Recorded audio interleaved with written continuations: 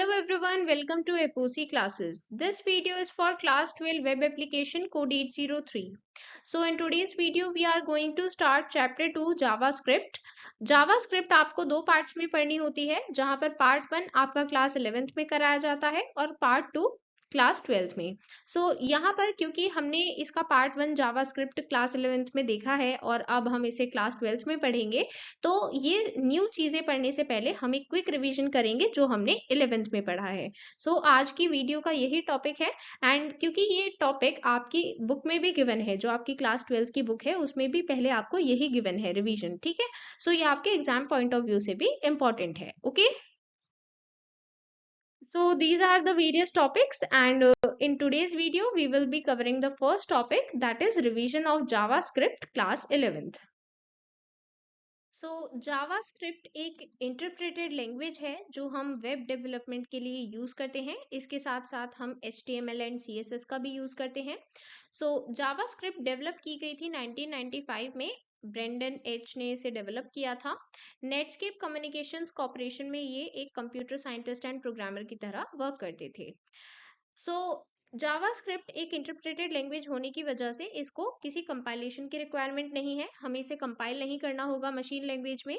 जब हम किसी और लैंग्वेज की बात करते हैं तो उसके केस में हमें कंपाइल करना होता है ताकि मशीन उसे समझ पाए। मशीन लैंग्वेज में हम उसे कंपाइल करते हैं, बट ये ऑलरेडी इंटरप्रेटेड है, सो हमें इसे यहाँ पर कंपाइल करने की रिक्वायरमेंट नहीं है।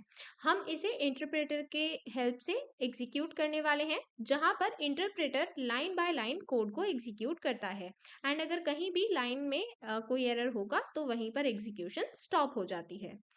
देन हम जावास्क्रिप्ट को इम्प्लीमेंट करने के लिए स्क्रिप्ट टैग्स यूज करते हैं। HTML डॉक्यूमेंट में हम 3 जगह पर स्क्रिप्ट यूज कर सकते हैं। अब ये 3 जगह कौन कौन सी हैं? सबसे पहली है बॉडी ऑफ द पेज, मतलब अगर हम बॉडी में लिखते हैं स्क्रिप्ट को, वहां पर स्क्रिप्ट टैग्स की हेल्प से हमने वहां पर लिखी है स्क्रिप्ट, उस केस में सबसे पहले पेज लोड होता है और उसके बाद स्क्रिप्ट लोड होती है, ठीक है। बट अगर हम header of the page header में लिखते हैं तो उस केस में सबसे पहले स्क्रिप्ट लोड होगी और फिर पेज लोड होता है। देन थर्ड प्लेस है एज एक्सटर्नल फाइल, मींस अगर जावास्क्रिप्ट काफी बड़ी है तो उस केस में हम एक्सटर्नल फाइल में जावास्क्रिप्ट कोड लिख सकते हैं। तो उस केस में वो जो फाइल है उससे हम उसको लिंक कर देंगे HTML में, ठीक है। जावास्क्रिप्ट बहुत इजी है लर्न करने के लिए एंड हम इसे इजीली यूज कर सकते हैं वेब डेवलपमेंट के लिए। इसकी हेल्प से हम फ्रंट एंड बैक एंड दोनों डेवलप कर सकते हैं। It provides dynamism and interactivity on websites, means हमें वेबसाइट को इंटरेक्टिव बनाने के लिए वहां पर डिफरेंट डायनामिक कंटेंट ऐड करना होगा, लाइक कोई एनिमेशन है या कोई ऐसी मल्टीमीडिया है जिसमें डायनामिक चीजें हो रही हैं। ऐसी चीजें हम जावास्क्रिप्ट की हेल्प से इजीली ऐड कर सकते हैं। It runs on multiple platforms and devices. Different platforms, PC, computer इसे support करते हैं and it is supported by all browsers. Maximum web browsers जो हम use करते हैं वो इसे support करते हैं, तो हम इसे easily इसमें जब कोड लिखेंगे तो वो वेबसाइट easily रन हो पाएगी। There are many libraries, frameworks and APIs available to facilitate task. हमारे पास built in libraries मिलती है, हमें frameworks मिलते हैं, APIs होती हैं जिनकी हेल्प से एक्स्ट्रा फंक्शनैलिटी ऐड कर सकते हैं। मतलब उसके लिए आपको कोई सेपरेट कोड नहीं लिखना होगा, you simply have to add API और वो फंक्शनैलिटी ऐड हो जाएगी। इस तरह से हमारे काफी सारे टास्क इजी हो जाते हैं। It can create visually appealing web projects, जो भी हम वेब प्रोजेक्ट बना रहे हैं, हम वेब डेवलपमेंट के लिए यूज कर रहे हैं जावास्क्रिप्ट, जो भी हमारा प्रोजेक्ट है उसको हम विजुअली अपीलिंग बना सकते हैं, मतलब विजुअली क्रिएटिव बना सकते हैं। तो उसमें अलग अलग तरह के कंपोनेंट्स ऐड कर सकते हैं जैसे स्लाइडर्स, जिससे हमारी वेबसाइट और ज्यादा प्रोफेशनल लगती है। These were the few advantages of JavaScript. Now moving to the next topic, data types. JavaScript में हम डेटा टाइप यूज करते हैं वेरिएबल का डेटा टाइप डिनोट करने के लिए, मींस हम वेरिएबल में जो वैल्यू स्टोर कर रहे हैं उसका डेटा टाइप क्या होने वाला है। इसमें दो टाइप के डेटा टाइप्स हैं। सबसे पहले हैं प्रिमिटिव डेटा टाइप्स, जिसमें आते हैं string, number, boolean, undefined, null, ये सभी प्रिमिटिव डेटा टाइप्स हैं। Then non primitive data type में है ऑब्जेक्ट, एरे एंड फंक्शंस। इन सभी को अब हम थोड़ा डिटेल में डिस्कस करेंगे। Now moving to primitive data type, सबसे पहले बात करेंगे नंबर्स के बारे में। तो नंबर डेटा टाइप तब यूज किया जाएगा जब हमें इंटीजर मींस कोई भी इंटीजर वैल्यू हो सकती है, फ्लोटिंग पॉइंट वैल्यू मींस कोई भी ऐसा नंबर जिसमें डेसिमल है, या फिर कोई भी एक्सपोनेंशियल वैल्यू जिसमें एक्सपोनेंट मींस पार है, या फिर दो स्पेशल न्यूमेरिक वैल्यूज होती हैं NaN और इन्फिनिटी। सो सबसे पहले यहाँ पर हम NaN की बात करेंगे। NaN क्या है? इसका मतलब होता है नॉट अ नंबर। सो ये हमें कब मिलता है? सो बेसिकली अगर हम किसी नॉन न्यूमेरिक वैल्यू को किसी न्यूमेरिक वैल्यू के साथ उसका कोई ऑपरेशन करा रहे हैं, लाइक यहाँ पर हमने लिखा है हाई मल्टीप्लाई 5। तो हाई यहाँ पर क्योंकि एक नॉन न्यूमेरिक वैल्यू है तो आप उसे मल्टीप्लाई कैसे कर सकते हैं? तो इसलिए क्योंकि ये नॉन न्यूमेरिक वैल्यू है और ये न्यूमेरिक वैल्यू है, तो इसका आंसर हमें क्या मिलेगा? NaN। ठीक है।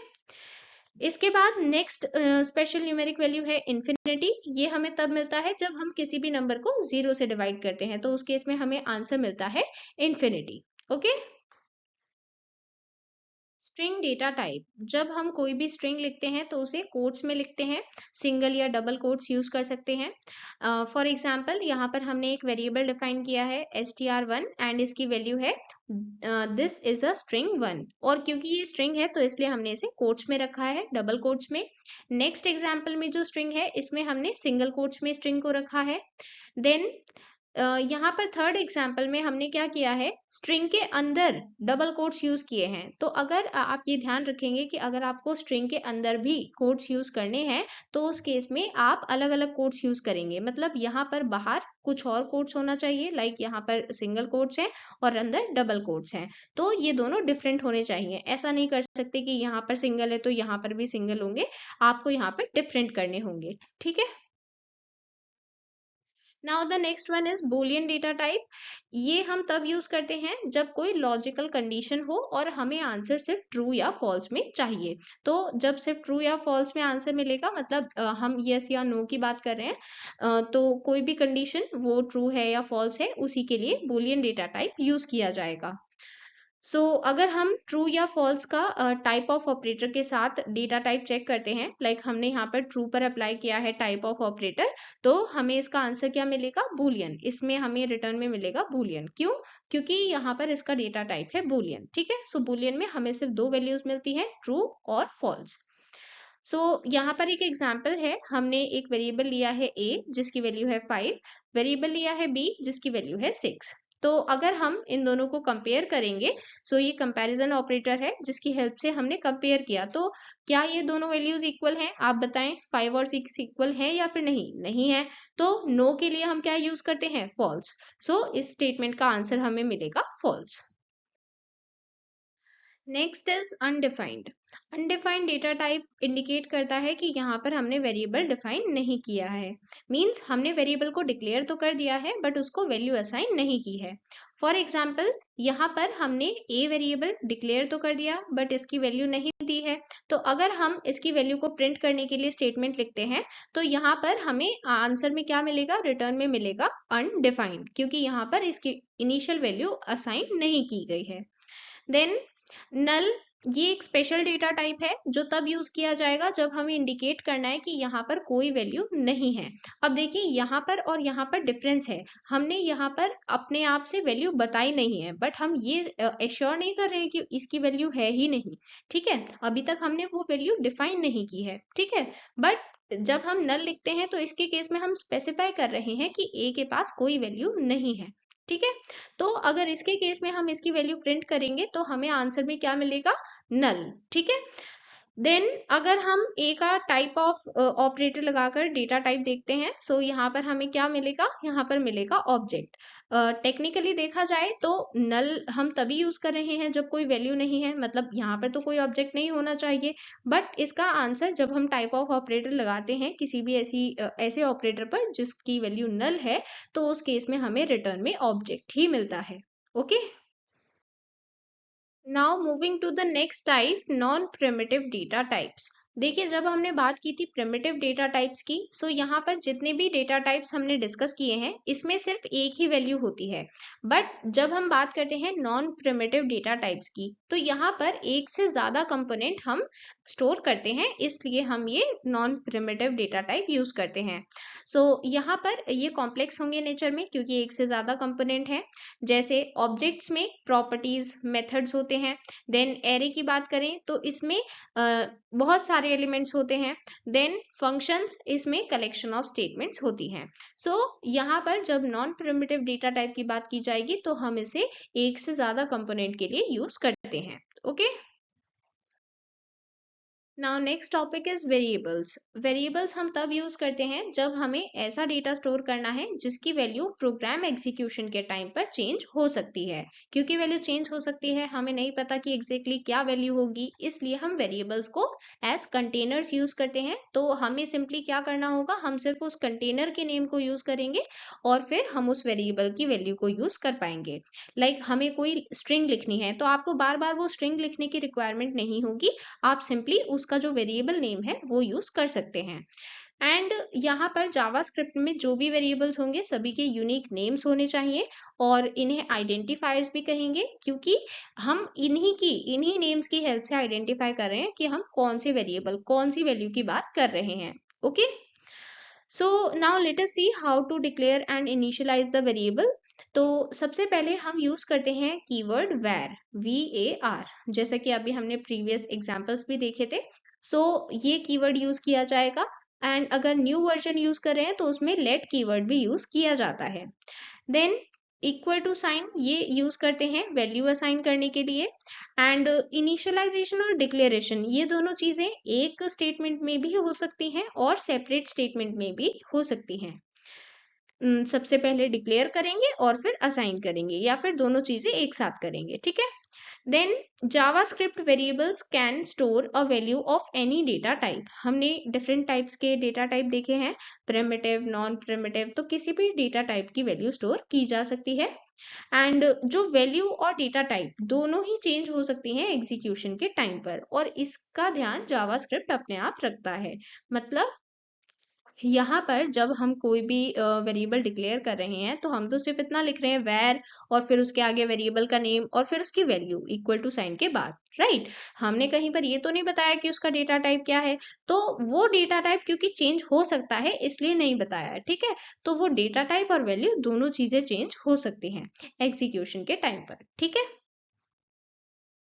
Now the next topic, JavaScript variable scope. यहाँ पर हम दो टाइप के वेरिएबल्स की बात करते हैं, global variables and local variables.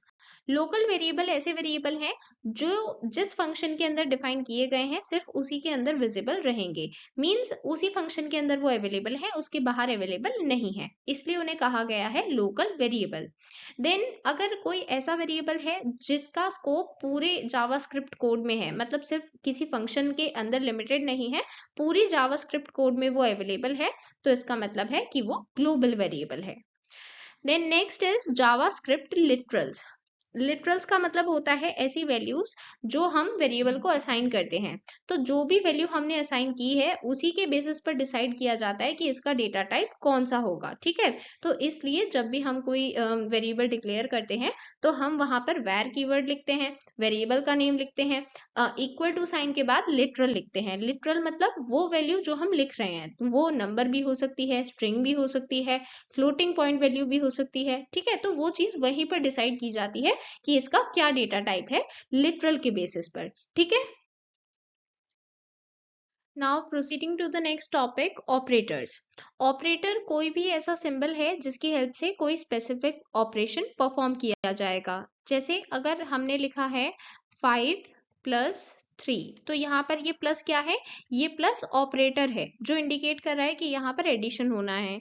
अगर हम यहीं पर अ, ये लिख देते हैं 5/3, तो अब इसका आंसर कुछ और आएगा और यहाँ पर आंसर कुछ और आएगा। यहाँ पर नंबर तो वही है पर ऑपरेटर चेंज हो गया है। सो ऑपरेटर ही हमें बताता है कि क्या ऑपरेशन परफॉर्म करना है। और ये जो नंबर हैं जिन पर ये ऑपरेशन परफॉर्म किया जाता है उन्हें हम कहते हैं ऑपरेंड। सो यहाँ पर हम डिफरेंट टाइप के ऑपरेटर्स के बारे में पढ़ने वाले हैं। Starting with arithmetic operators. सबसे पहला है एडिशन। इसके लिए हम प्लस सिंबल यूज करते हैं जो दोनों नंबर्स को ऐड करता है। यहाँ पर हमें एग्जांपल भी गिवन है। वैल्यू है ए के लिए 10 है, बी के लिए 20 है। ठीक है, तो a प्लस बी कितना हो जाएगा? 10 प्लस 20 मीन्स 30।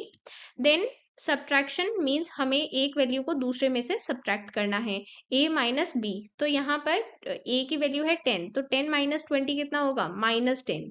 देन मल्टीप्लिकेशन के लिए ये सिंबल यूज करेंगे। मल्टीप्लिकेशन करेंगे 10 और 20 का, तो हमें आंसर मिलेगा 200। देन डिवीजन के लिए ये सिंबल यूज करते हैं। यहाँ पर हमें क्या बताना है? क्वेशंट बताना है। अब ये चीज आप ध्यान देना, क्योंकि जब हम डिवीजन करते हैं तो हमारे पास दो चीजें आती हैं, एक होता है क्वेशंट और एक होता है रिमाइंडर। तो जब हम डिवीजन करते हैं, मतलब ये ऑपरेटर यूज कर रहे हैं, तो इसकी हेल्प से हम जो आंसर बताएंगे वो हमें बताना होगा क्वेशंट। ठीक है, अगर हमने लिखा है b डिवाइडेड बाय a, तो यहाँ पर आप देख सकते हैं अगर हम 20 को 10 से डिवाइड करेंगे तो आंसर क्या मिलेगा? 2। ठीक है, तो वो क्वेश्चंट है। बट अगर यहीं पर मैं आपसे कहूं कि मुझे डिवीजन करने के बाद रिमाइंडर चाहिए, तो रिमाइंडर के लिए हम मॉड्यूलस ऑपरेटर यूज करते हैं। ठीक है, तो अगर हमने इस तरह से लिखा है b मॉड्यूलस a, इसका मतलब है कि हमें b को a से डिवाइड करना है और फिर हमें आंसर में क्या बताना है? रिमाइंडर। ठीक है, तो अगर आप 20 को 10 से डिवाइड करते हैं तो आपको क्वेश्चन तो 2 मिल जाएगा बट रिमाइंडर 0 मिलेगा।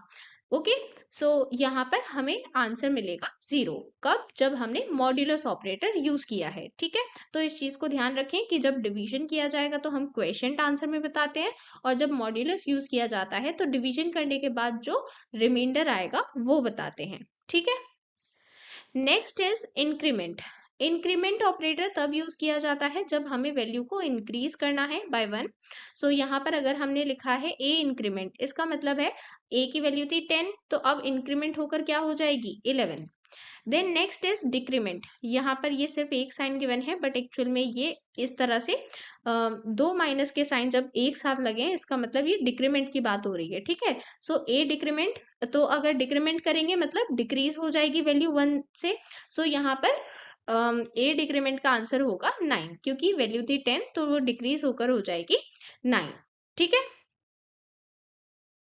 Next is exponent. ये तब यूज करेंगे जब हमें पावर बतानी है। जैसे अगर हम कहना चाहते हैं 10 रेज टू द पावर 2, तो इसके लिए हम क्या कर सकते हैं? क्योंकि वेरिएबल का नेम है a, तो हम यहाँ पर लिखेंगे a, एक्सपोनेंट के लिए ये सिंबल यूज करेंगे और फिर लिख देंगे 2। तो इसका मतलब है जो भी वेरिएबल है उसकी actual value raise to the power 2। ठीक है, next are comparison operators. Comparison operator मतलब हम कंपैरिजन कर रहे हैं दोनों वैल्यूज के बीच में। तो अगर a की वैल्यू है 10 और b की वैल्यू है 20, सबसे पहले है इक्वल ऑपरेटर। ये हम तब यूज करते हैं जब हमें चेक करना है कि क्या दोनों वैल्यूज इक्वल हैं। अगर इक्वल होंगी तो हमें आंसर ट्रू मिलेगा और अगर नहीं होंगी तो फॉल्स मिलेगा। ठीक है, कंपैरिजन ऑपरेटर्स में हमेशा आपको आंसर ट्रू या फॉल्स में मिलता है। ठीक है, यहाँ पर अगर हम a और b पर इक्वल ऑपरेटर अप्लाई कर रहे हैं तो हमें क्या आंसर मिलेगा? यहाँ पर क्योंकि 10 और 20 इक्वल नहीं है तो इसका मतलब फॉल्स मिलेगा। ठीक है, then next is not equal. अब ये बिल्कुल इसका अपोजिट है। यहाँ पर ट्रू आंसर तब मिलता है जब वैल्यूज इक्वल नहीं होती, और अगर वैल्यूज इक्वल होती हैं तो उस केस में फॉल्स मिलता है। तो अब आप मुझे ये बताइए कि क्या a और b इक्वल है? नहीं है। तो अगर नहीं है तब जाकर हमें ट्रू मिलेगा। ठीक है, नॉट इक्वल के केस में। ठीक है, नेक्स्ट इज ग्रेटर देन। यहाँ पर हम चेक करते हैं कि पहली वैल्यू दूसरी वैल्यू से बड़ी होनी चाहिए। तो यहाँ पर 10 20 से बड़ा नहीं है, तो इसलिए हमें आंसर मिलेगा false. Then next less than. यहाँ पर हम चेक करते हैं कि वैल्यू कम होनी चाहिए पहली वाली, तो यहाँ पर 10 20 से कम है, तो इसलिए इसका आंसर मिलेगा true. Next is greater than और इक्वल टू। यहाँ पर या तो पहली वाली वैल्यू बड़ी होनी चाहिए या फिर दूसरी वैल्यू के बराबर होनी चाहिए। बट यहाँ पर क्योंकि वैल्यू 10 है तो वो ना ही 20 से बड़ी है ना ही उसके बराबर है, तो आंसर होगा फॉल्स। लेस देन और इक्वल टू मतलब पहली वाली वैल्यू कम होनी चाहिए या फिर बराबर होनी चाहिए दूसरी वैल्यू के। यहाँ पर जो 10 है वो b से कम है। 10 is less than 20, so that is why the answer will be true. Comparison statements always return Boolean value, जैसा कि हमने शुरू में डिस्कस किया था कि जब भी आप कोई कंपैरिजन स्टेटमेंट लिख रहे हैं जिसमें कंपैरिजन ऑपरेटर यूज किया गया है, इसका मतलब वहां पर आंसर ट्रू या फॉल्स में ही मिलता है। ओके, क्योंकि यहाँ पर हम एक लॉजिकल कंडीशन चेक करते हैं। ठीक है, now next is logical operator. सबसे पहले बात करेंगे लॉजिकल एंड के बारे में। यहाँ पर ये सिंबल यूज करना है, दो एंड सिंबल लगाने हैं, इसको हम कहते हैं लॉजिकल एंड। तो यहाँ पर सबसे पहले हम अगर इसे सिर्फ नंबर्स के साथ यूज कर रहे हैं, मतलब सिर्फ यहाँ पर ऑपरेंड लिखे हुए हैं, तो अगर दोनों नॉन जीरो नंबर्स हैं तो यहाँ पर आउटपुट में मिलता है सेकंड नंबर। जैसे हमने लिखा है 10 लॉजिकल एंड 20, तो यहाँ पर सेकंड नंबर कौन सा है, 20 है, तो हमें आंसर में मिलेगा 20। देन अगर हमने लिखा है 20 लॉजिकल एंड 10, तो यहाँ पर क्योंकि हमने बाद में सेकंड नंबर पर लिखा है 10, तो हमें आंसर में मिलेगा 10। ठीक है, अब यहाँ पर इसका एक और केस है, अगर यहाँ पर हम जीरो लिख देते हैं तो उस केस में हमें जीरो ही मिलता है रिटर्न में। बट अगर हम कोई कंडीशन देते हैं तो उस केस में कंडीशन चेक की जाती है। जैसे यहाँ पर हम कंडीशन चेक कर रहे हैं, हमने दो कंडीशन प्रोवाइड की, एक कंडीशन लॉजिकल एंड के पहले और एक कंडीशन लॉजिकल एंड के बाद। ठीक है, तो अगर यहाँ पर दोनों कंडीशन ट्रू होंगी सिर्फ तभी हमें ट्रू मिलता है, और अगर एक भी कंडीशन फॉल्स हुई या फिर दोनों ही फॉल्स हो गई तो हमें फॉल्स मिलता है। ठीक है, तो यहाँ पर 10 ग्रेटर देन 9, क्या ये ट्रू है, नहीं ये फॉल्स है, तो इसका मतलब इसका आंसर फॉल्स ही होगा। ठीक है, नो मैटर ये ट्रू हो या ना हो। ठीक है, इसके बाद नेक्स्ट है, यहाँ पर अगेन हमें दो कंडीशंस गिवन है, तो हम दोनों को टेस्ट करेंगे। तो यहाँ पर सबसे पहली कंडीशन 1 लेस देन और इक्वल टू 5, बिल्कुल ट्रू है। देन दूसरी कंडीशन है 2 इक्वल 2.0, अब क्या ये ट्रू है, बिल्कुल ये भी ट्रू है। तो इस केस में हमें दोनों का आंसर क्योंकि ट्रू मिला है तो इसलिए हमें फाइनल आंसर मिलेगा ट्रू। ठीक है, बट अगर किसी भी एक कंडीशन के लिए फॉल्स मिलता तो उस केस में फाइनल आंसर फॉल्स ही होता। ठीक है, नेक्स्ट इज लॉजिकल और।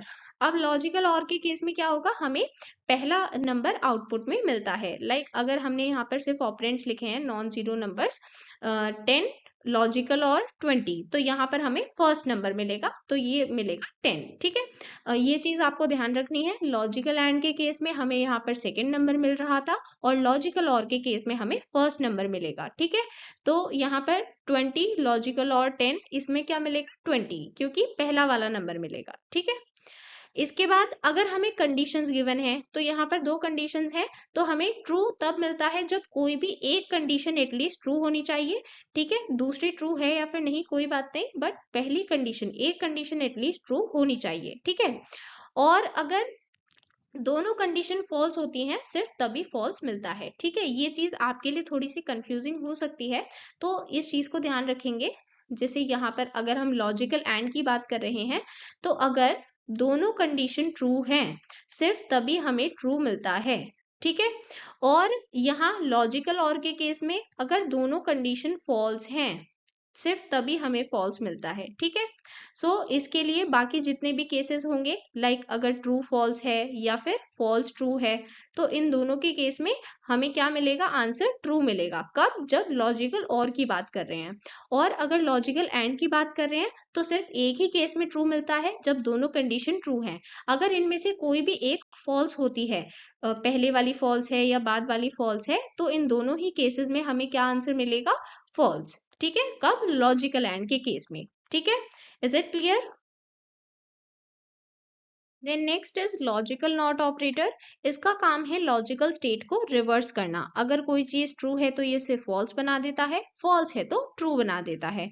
तो देखिए सबसे पहले यहाँ पर एग्जाम्पल है, हमने लिखा है लॉजिकल नॉट और फिर उसके अंदर एक्सप्रेशन है। तो सबसे पहले हम एक्सप्रेशन की वैल्यू को देखेंगे, लिखा है 10 greater than 9, logical and use किया गया है और फिर लिखा है 7 लेस देन 6। ठीक है, तो अब लॉजिकल एंड है, इसका मतलब दोनों कंडीशन का ट्रू होना जरूरी है ताकि ये पूरा एक्सप्रेशन ट्रू हो पाए। तो सबसे पहले 10 ग्रेटर देन 9, क्या ये चीज ट्रू है, ये चीज ट्रू है। फिर 7 लेस देन 6, क्या ये चीज ट्रू है? नहीं, ये चीज ट्रू नहीं है, ये चीज फॉल्स है। तो अब क्योंकि इस केस में तो हमें आंसर मिलेगा फॉल्स, है ना, क्योंकि हमने लॉजिकल ऑपरेटर यूज किया हुआ है। बट आप यहाँ पर देखें तो हमने लॉजिकल नॉट यूज किया हुआ है, तो इसकी वजह से क्या होगा, इसकी वजह से जो हमें आंसर फॉल्स मिला है वो अब बन जाएगा ट्रू। ठीक है, किसकी वजह से? लॉजिकल नॉट की वजह से। सो लॉजिकल नॉट का काम है उस चीज को रिवर्स कर देना। ठीक है, तो फॉल्स था इसलिए वो चीज ट्रू बन गई है। ठीक है, फिर ये जो नेक्स्ट एग्जांपल है, यहाँ पर हमें बताया गया है, पहली कंडीशन है, यहाँ पर पहली कंडीशन है 45 लेस देन और इक्वल टू 49, क्या ये स्टेटमेंट ट्रू है? बिल्कुल ये ट्रू है। इसके बाद 7 लेस देन 9, क्या ये चीज ट्रू है? ये भी ट्रू है।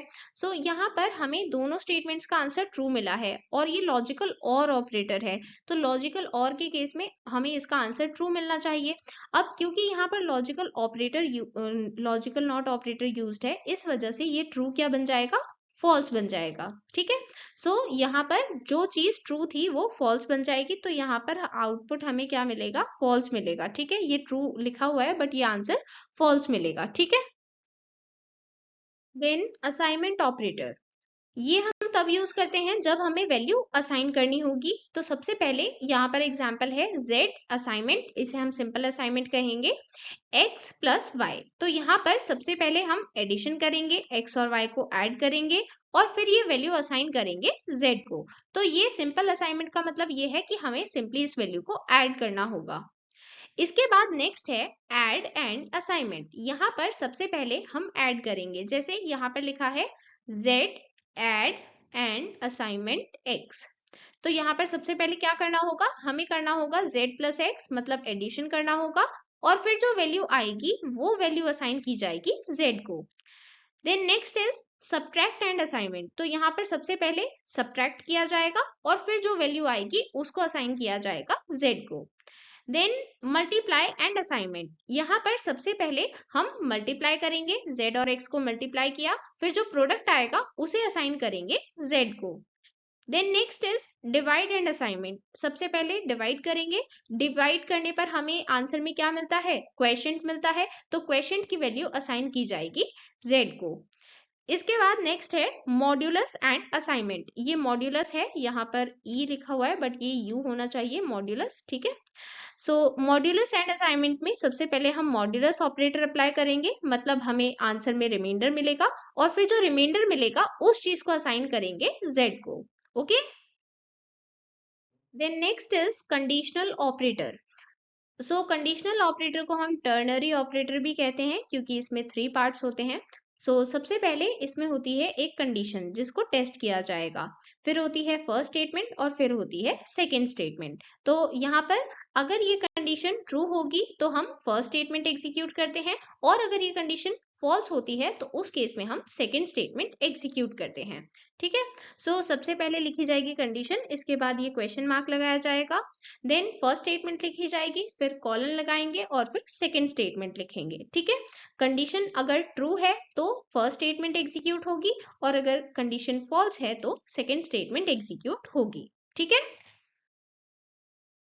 Then next type of operator, ये ऑपरेटर हमें बताता है कि गिवन ऑपरेंड का डेटा टाइप क्या है।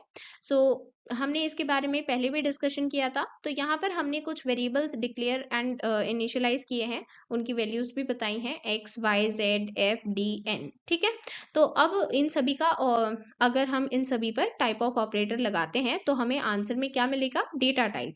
तो x का डेटा टाइप क्या होगा? ऑब्जेक्ट, यहाँ पर वैल्यू के अकॉर्डिंग हम डेटा टाइप बताएंगे। ठीक है, हमने डिस्कस किया था कि जो लिटरल हम प्रोवाइड करते हैं उसी के बेसिस पर डिसाइड किया जाता है कि उसका क्या डेटा टाइप होगा। ठीक है, फिर इसके बाद जो y है, क्योंकि हमने डबल कोट्स के अंदर वैल्यू प्रोवाइड की है मतलब ये स्ट्रिंग है। देन नेक्स्ट हमने एक नंबर प्रोवाइड किया है तो इसका डेटा टाइप नंबर होगा। देन फॉल्स है वैल्यू तो इसका मतलब यहाँ पर डेटा टाइप होगा बूलियन। देन नेक्स्ट है नल, नल के लिए ऑब्जेक्ट होता है, हमने डिस्कस किया था, ये स्पेशल वैल्यू है नल, इसलिए इसका जो डेटा टाइप आएगा वो आएगा ऑब्जेक्ट। देन एन, इसके लिए हमने कोई वैल्यू असाइन की नहीं है तो इसका मतलब यहाँ पर वैल्यू क्या मिलेगी? अनडिफाइंड। ठीक है, so students that was all for today. आज की वीडियो में हमने क्लास 11 जावास्क्रिप्ट का रिवीजन कंप्लीट किया है and from the next video we will start the first topic for JavaScript class 12 that is functions. We'll meet you soon in the next video. Till then, bye everyone.